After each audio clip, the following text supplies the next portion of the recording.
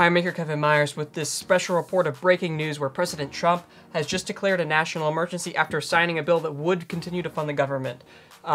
So this is the same issue that caused the government to close once before, and it's crazy that he's now declaring a state of emergency on a manufactured crisis, because the House and Senate agreed to around roughly $1 billion of spending dedicated to construction of the wall. He wanted $5 billion. So now he is declaring a state of emergency to get the remainder funds that the Congress, that the House and the Senate would not agree to put in there. I mean, like, this is authoritarian. This is what a dictator does. Like, seriously, like, this isn't just like partisan stuff. Like, seriously, like, just because, like, this dismantles our entire democratic process, because you cannot override the House and the Senate. The entire point of the House and the Senate is to have a check on the president's power. If he can just declare a state of emergency to get whatever he wants, then we are living in a backsliding democracy.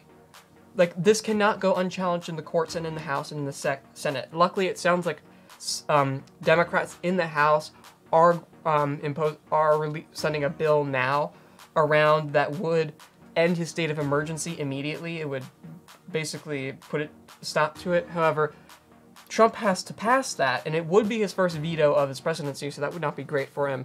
And it highlights his presidential overreach, but like that's not enough. Like, it's going to need to be challenged in the courts, and unfortunately there are a majority of conservatives on the Supreme Court bench now.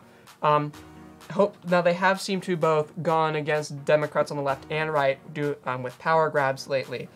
However, like, this cannot go unchallenged, because it sets a precedent that the president can do whatever he wants. That he can manufacture a crisis like the border, because I've said this before and I will say it again. I've said this before and I will say it again. Native-born citizens commit crimes at higher rates than immigrants, whether they're from Mexico, China, Korea, anywhere. Immigrants commit crimes at lower rates than naturalized American citizens. That is a fact. It is an undisputed fact. In addition to that, U.S. crime rates are at an all-time low, and immigration is at a 25-year low across the Mexican border. So there is no crisis here, and even if there were a crisis, this is not the type of incident you can use to declare national emergency.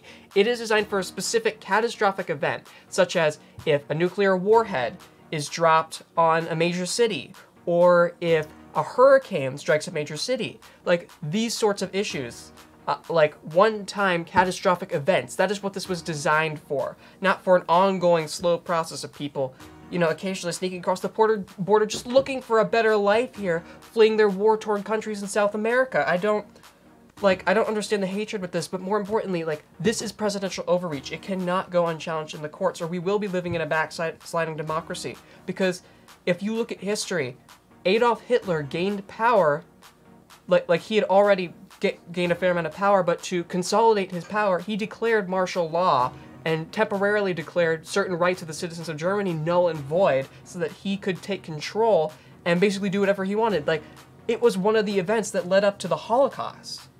It's shockingly similar. Adolf Hitler used Jews as a scapegoat. Donald Trump is using Hispanics as a scapegoat, or just immigrants in general. Like, Muslims and Hispanics are really the two he's scapegoating here. But, like, seriously, this cannot go unchallenged in the courts, or we will be living in a backsliding democracy. Like, it's scary, it sounds crazy to say, but, like, if the judicial and legislative branches do not put a check on this, then we will be living in a backsliding democracy where a single party, the Republican Party, has taken control of every major branch of government and will now allow the executive, the president, to do whatever he wants. Because this sets a precedent that he could, during the 2020 or during the 2020 election, or even the election after that, provided he loses the 2020 election, which there is unfortunately a possibility of, like, he could in either event use this same power, use an executive order, or declare martial law, because that is a privilege granted by declaring a state of emergency. He could use this power to keep himself in power after a Democrat, or even another Republican, if it's 2025, is elected into power. Like seriously, he could use this to stay in power outside of his term. So this cannot go unchecked. The state of emergency needs to be kept as something for a real emergency, like a hurricane or nuclear war, the beginning, the inciting event of nuclear war. Not just like we're firing back and forth. Like that's obviously horrible. Hopefully that will never happen. But the first nuclear strike on a major city, declaring a state of emergency, because that would be an actual emergency, something like that. And there are people criticizing him on both the left and the right. The left, obviously, because it's a manufactured crisis and it's a conservative talking point, immigration. And then on the right also because they're worried that if a Democrat comes into power, this precedent has been set by Donald Trump that could continue and the Democrat could use it to declare a national emergency over climate change or gun control. Now those are both real issues, unlike this immigration crisis, which is manufactured by him and Fox News. Just to make this painfully clear, like this is not a real problem. Those are real issues, but still I think most of us can agree that a state of emergency is not something we should be using to solve those issues quite yet. Because climate change is going to get worse and get to the point where it may be necessary to do that. But as of now, it's not. Neither of those issues are. They're very important issues, but again, they're not something you should be declaring a state of emergency over. So it sets a precedent for that as well. So both Republicans and Democrats should be concerned about this, incredibly concerned. Like this cannot go unchallenged in the courts. So thanks for watching this live stream. Thanks for hearing my opinion, but seriously, this is not founded in nothing. Like I've studied history. I did a report last year on the Holocaust, and honestly, this is shockingly similar to the behaviors of Adolf Hitler just before the Holocaust began. It's scary.